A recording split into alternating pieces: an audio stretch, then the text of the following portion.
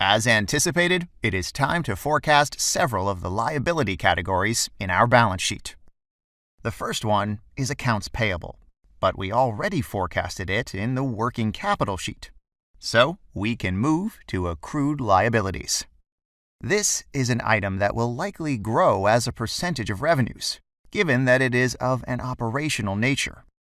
Actually, we can say the same about deferred revenue, resale value guarantees, and customer deposits. As Tesla's business expands, all of these items will probably grow at the same pace as revenues. So, I'll calculate the average weight of revenues each of these items had historically.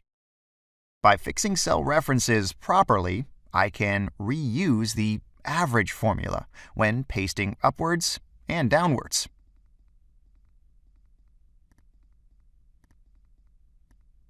Then, I'll simply multiply by revenues, and we'll fix revenues row reference.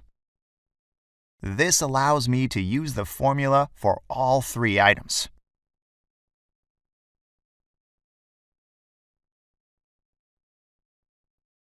Perfect.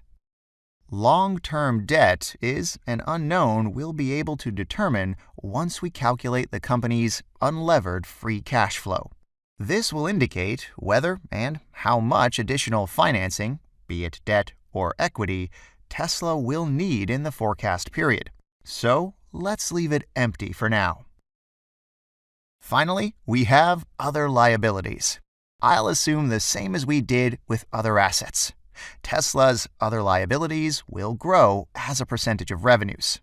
Given that we fixed cell references in an excellent way, we can easily copy and paste the formulas used for other items. Okay, we are almost there. In our next lesson, we'll calculate Tesla's unlevered free cash flow. Stay tuned, and thanks for watching.